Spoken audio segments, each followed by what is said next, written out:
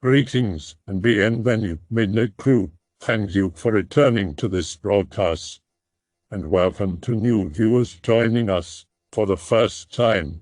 If you like a video, then feel free to subscribe. What's a story of a creepy, sketchy, unnerving, or unnatural person that you've come across? There was a guy at my work people used to joke about. One guy joked that he was clairvoyant. Guy never denied any of it and was weird the entire time. Never got any vibes from him at all. Nice guy, but like if you talked to him, it felt like he was deciding what you would say next. I met up with a friend one night for some drinks. After drinks, walking home alone with some takeaway food in my hand. It was late. Across the road in the distance, I see two men having a conversation. As I get close to them, one of them walks away. Other guy across the road wearing a purple shirt notices me and starts yelling at me. I turned around and looked at him. I waited and indicated that I wanted to know what he wanted to say to me. Then he kept yelling the same phrase over and over. "Come here, I'm telling you." I didn't want to walk up to him. I had no idea who he was. After a little while, I noticed he wasn't going to come towards me and speak to me like a normal person. So I started walking away. He continued to yell at me. "Come here, I'm telling you." He just yelled this one phrase at me, over and over and over again. I started walking quicker down a dark alleyway.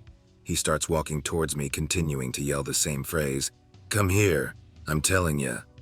He crossed the road and reached the beginning of this dark alleyway. He then stops walking but continues to yell at me. He just stops moving like he can't step into the shadows. After the guy was totally out of my vision, I could still hear him yell the same phrase in the distance. "Come here, I'm telling you." Work at Target. I have a weirdo co-worker.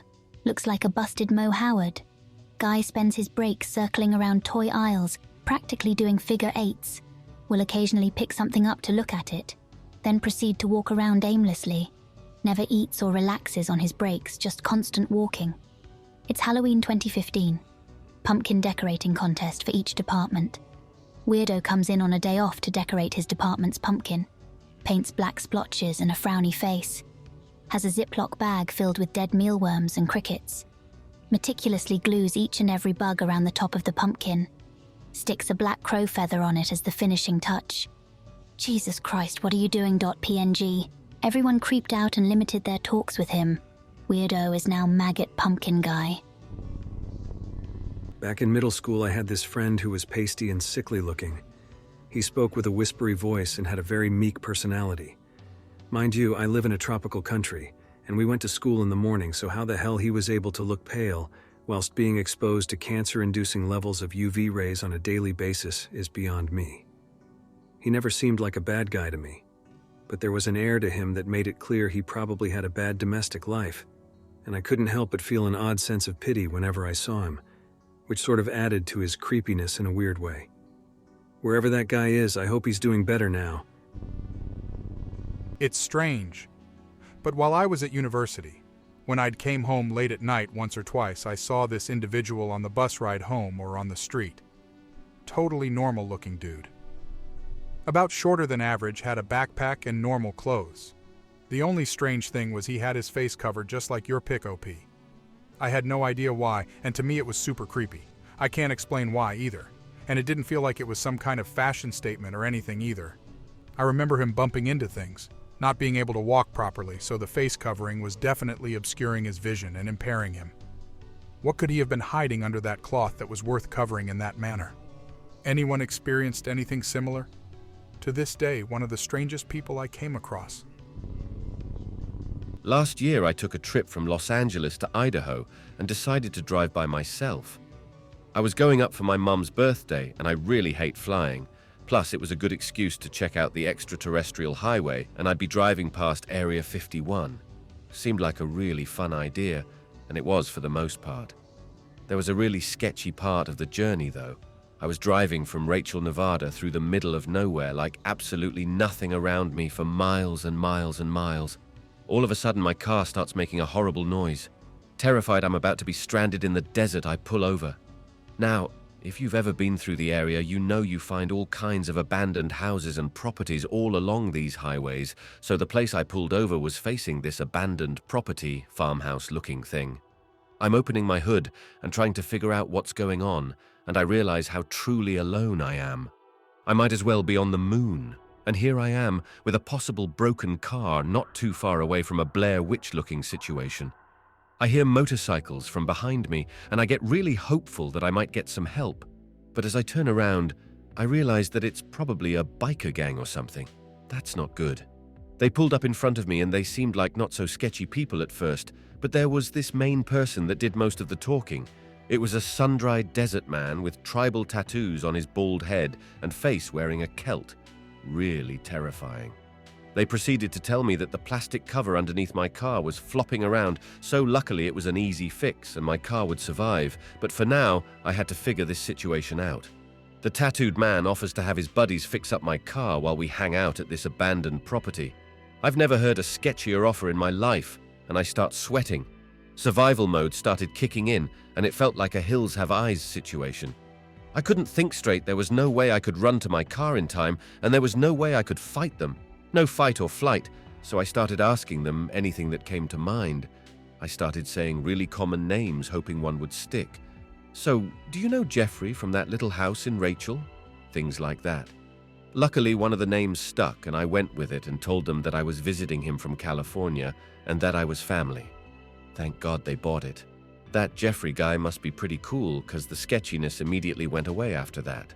I tell them that I'll just get it fixed in Rachel, and that I'm really late, so I finally get back to my car and get out of there. Long story short, I almost got robbed and murdered or worse in the desert near Area 51 by a group of bikers led by a tribal tattoo enthusiast. In middle school, I always see a weird kid doing weird stuff in my class. We'll call him John. I have always been a bit of an outcast too, so I became friends with John pretty quickly. I was really into Legos, Star Wars, Halo like I was, so it was cash money. End up hanging out a few times, meet his parents. They are crazy religious, as in Harry Potter is evil witchcraft. After a while, I decided this kid is too odd to keep hanging out with. John's really perverted and freaks all my normal friends out. Cut him off, was never mean but just stopped hanging out and talking with him. Fast forward to high school. Dude is making cardboard Bionicle-esque masks and sprinting through the halls with them, recording and uploading his adventures as he goes. Really spurgy but very fun to watch while going to class. Sophomore or junior year now, John hasn't changed a bit.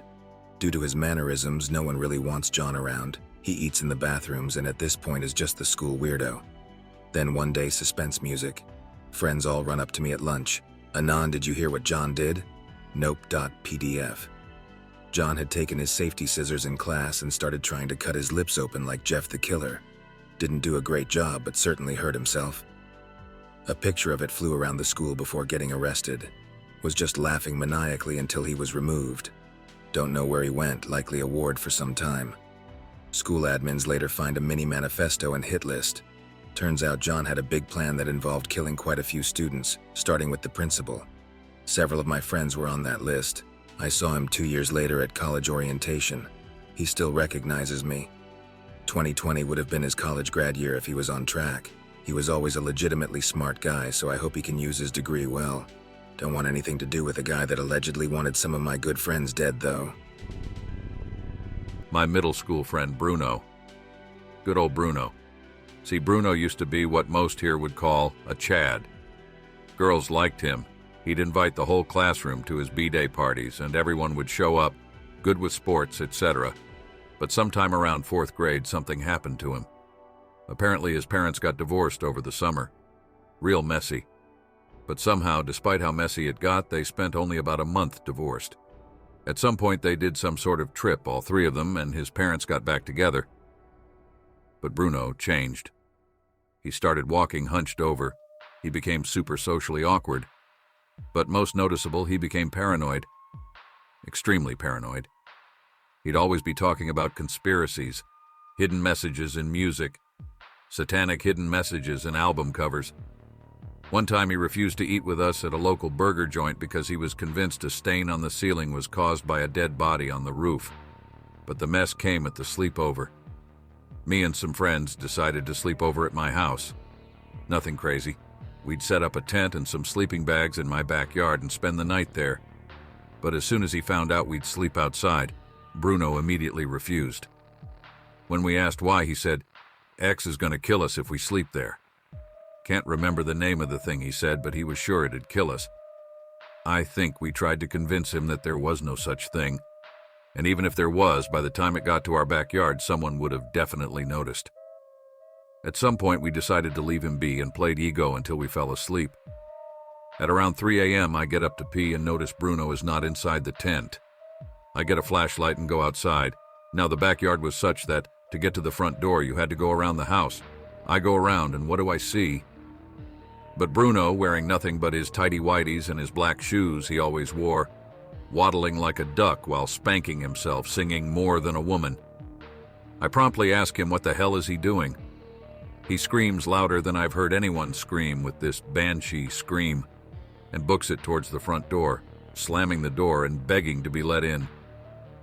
Once my parents let him in, he immediately curls up into a ball in a corner of the living room and insists that whatever he was scared of is out in the yard. Dad goes outside to check and finds nothing but Bruno's clothes, which he seemed to have exploded out of. Anyway, Mom decides it's best to call his parents, and soon enough his mom shows up in this massive black truck. She's wearing this weird velvet-looking gown, and her hair looks like she just showered. After apologizing, she asks Mom a bunch of questions like, "Did you call the police? Did you see anyone?" Kinda like she was expecting us to have seen something. She takes Bruno away and the night goes on as normal. Next Monday, he walks up to me and the guys and tells us he's not allowed to be our friend anymore. He says his mom thinks we're a bad influence. And a week later, Bruno just stopped coming to school. We tried to visit him, but he moved away, and no one has heard of him or seen him since. I always kind of pictured him in his basement, inside a plastic bubble with a collection of BG vinyls. Not sure if relevant, but Bruno was also super germophobic and a bit of a hypochondriac, hence the plastic bubble. One time when walking on the train tracks with my girlfriend, a random man came sprinting out of the forest, maybe 20 meters from the bottom of the hill the tracks were on. He stopped sprinting, maybe about 20 feet behind us, and just started walking normally and eventually started talking to us from a distance.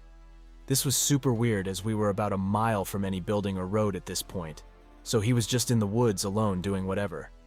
He eventually got super close, and I asked him to back off. He then got super agitated and started saying, "I have no right to tell him not to get so close and whatnot." I was so concerned I had my pistol halfway out of my holster under my shirt. The only reason I didn't pull it out was because I'm not sure how much trouble I could have gotten in if I threatened someone with it on private property. The weirdest part was, this guy was probably in his early 50s and was very well groomed, nice clothes, shoes, and whatnot. Eventually, he ran back into the woods after he informed us that we can get in trouble for being on the train tracks. Super weird, and haven't been around there since. The guy didn't look dangerous, but just gave off that vibe of mental illness that is completely unpredictable. I was once working in a bicycle repair shop for a year, and there was this old guy who previously worked at a bear sanctuary somewhere in a woods in Austria. He wore sandals all year, even in winter, and I don't think he ever cut his toenails as he had like werewolf claws on his feet. May or may not have been an EDP too from the way he acted around the younger trainees.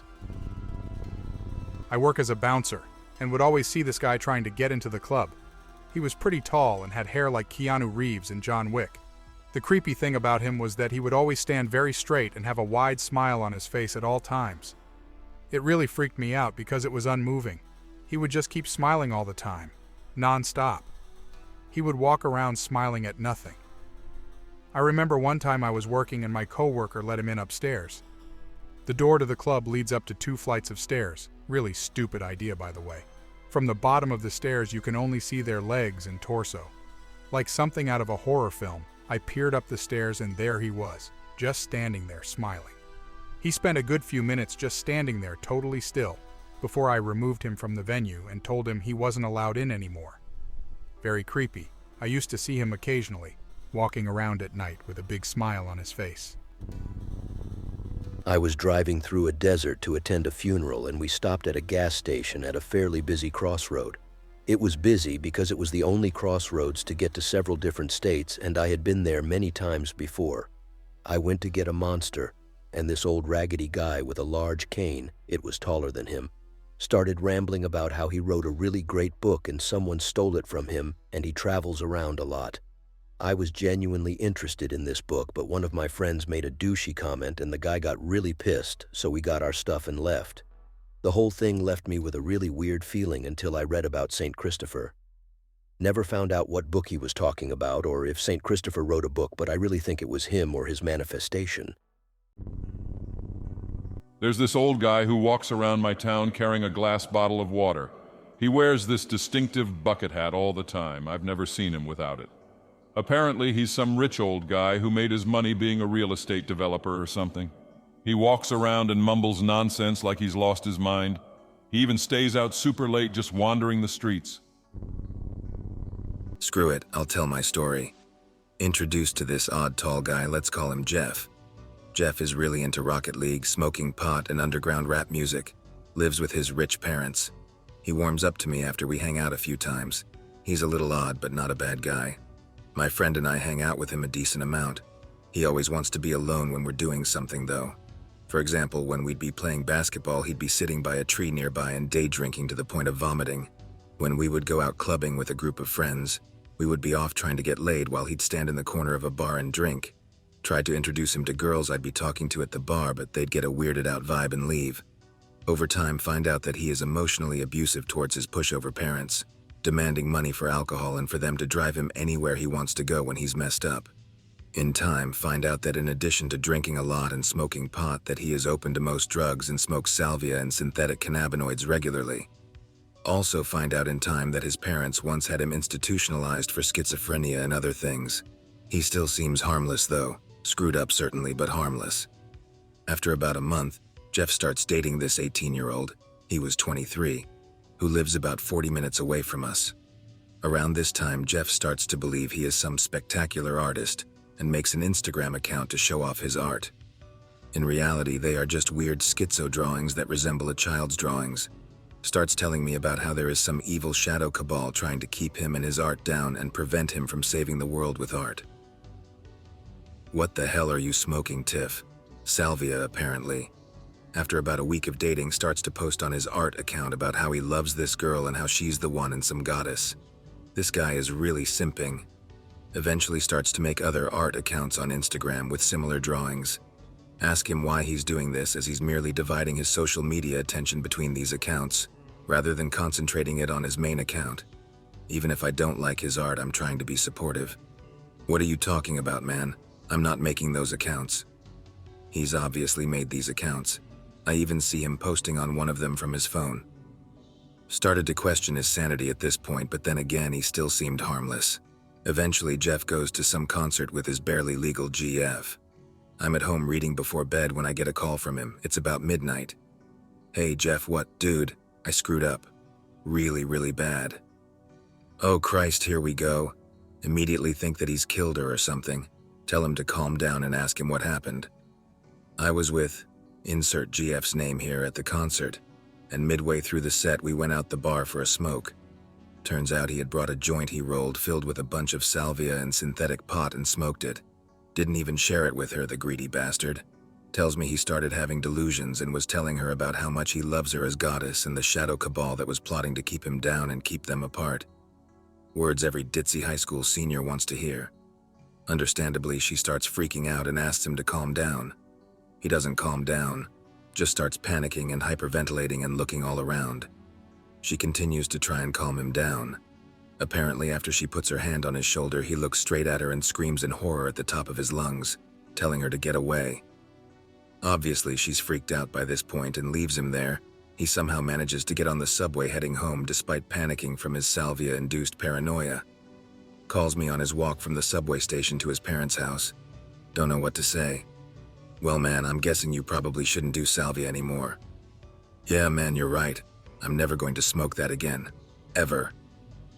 I'm guessing she breaks up with him, since all he posts for the next few weeks is shitty art depicting them, in the style of a first-grade special ed classroom. Every post caption is, "Please forgive me, I'm sorry, goddess," and similar ilk. Hang out with him several weeks later and he does his regular loner thing, but this time smoking salvia instead of drinking. Tell him to stop and get off that shit. He gives me a half-assed, "All right, fine, man, I'll stop," and then smokes it when I'm not looking. Know when a plane is spiraling out of control and decide it's time to get off and pull the chute. Stop hanging out with him, but still chat every now and then over Discord. Get a message one Saturday about a month later. Hey man, I screwed up again. I'm leaving now. Goodbye. Confused by this message, I asked my friends what was going on.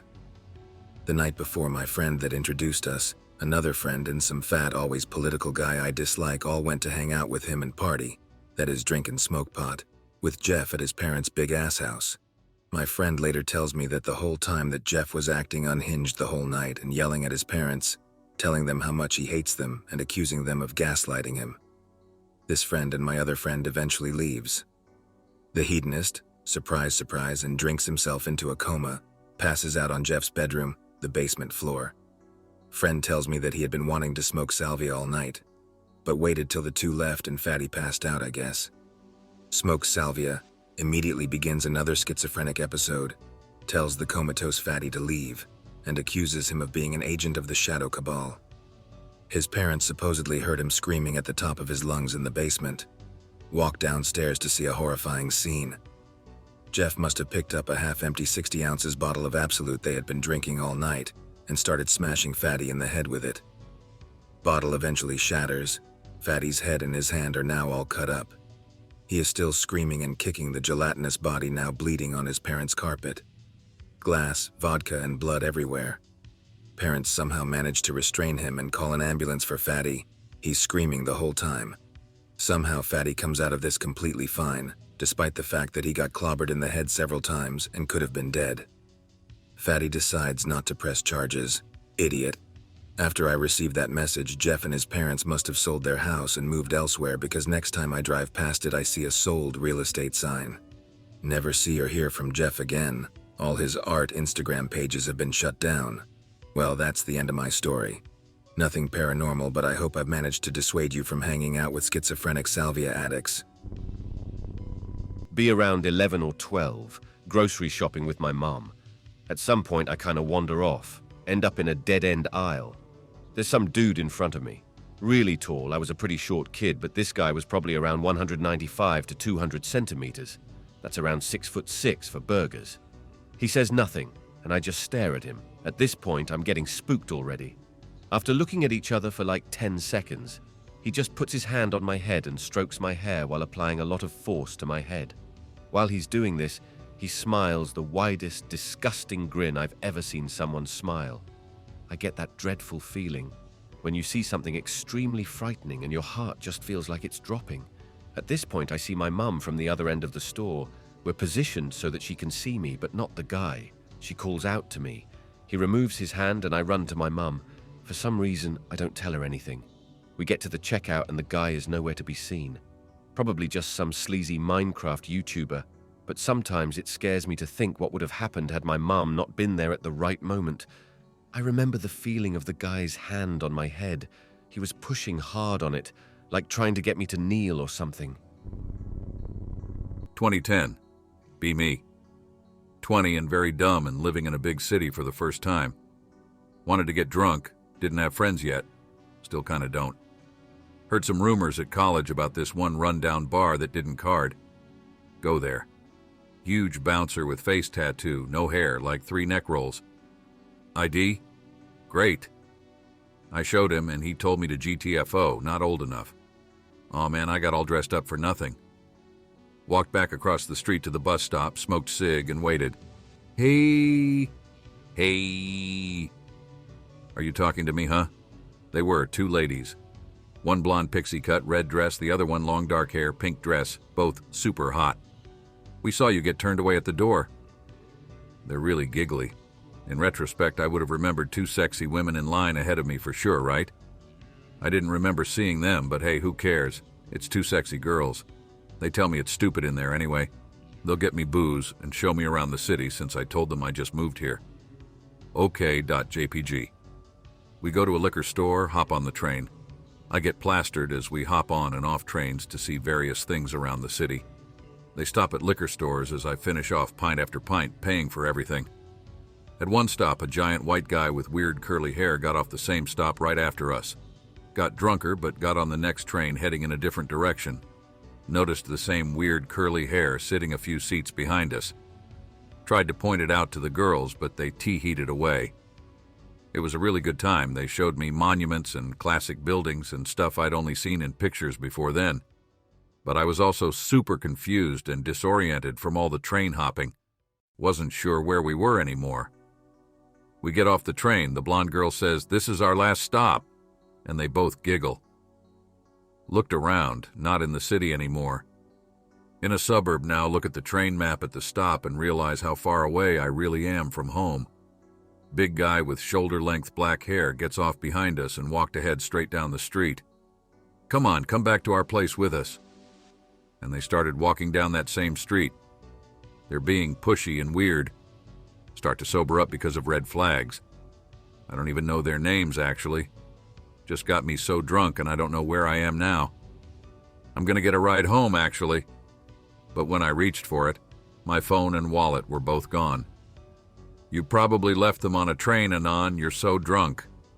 Come back and rest at our place." Nope, no. The way they were practically forcing me down the street was really weird. The next train pulled up. I bolted and hopped in the doors just in time. They kicked me out at the next stop because I had no money. Start walking the 15+ miles back. Car passed me twice real slow. Get a good look at the driver. See his face. It's the same huge dude I felt like was following me. Face tattoo.png. It was the bouncer. So yeah, I still to this day don't know what they were planning. Those girls definitely got me drunk and stole my stuff. Why they were leading me to a discreet location with that guy, I don't know. Organ trafficking? Human trafficking? Live in Southern California in 2020, constantly surrounded by the homeless. Half of them were probably released from prison this year. San Francisco has been cleaned out of homelessness, so there's more homeless in other cities than ever before. Most of them are probably petty criminals at worst. Some of them are definitely abusers, possibly murderers, and breaking an amp, entering enthusiasts. Realistically, the only difference between them and some of the friends I've had is the prison sentence. Most people I've met seemed ordinary. There's a few over the years that I'm sure were completely screwed in the head. Never really knew anyone who seemed severely psychologically ill for long enough to remember them very well. 2005. There's a weird kid at school that everyone picks on. He'd do weird shit like show up to school with lizards and snakes draped over his shoulder or cut up his books with razor blades. One Saturday, he met us in the street, panicked. We ask what's up, says he killed his dad. We all tell him to stop fucking around. He promptly turns around and walks up to the police station to confess. Turns out he did murder his dad.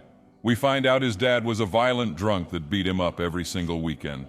That one Friday night he'd had enough, bludgeoned his dad to death with an axe and dumped his body into the sewer pit. The judge only gave him 2 years because she felt bad for his shitty home life. He's a nice guy and I'll say hello to him if I see him around the street, but I'm wary. I hope he remembers all the times I stuck up for him when other kids bullied him. I hope that you enjoyed tonight's broadcast. If you enjoyed tonight's story, then please subscribe to the channel as more Greentexts will appear daily. A new broadcast will appear when the clock strikes midnight Central Time.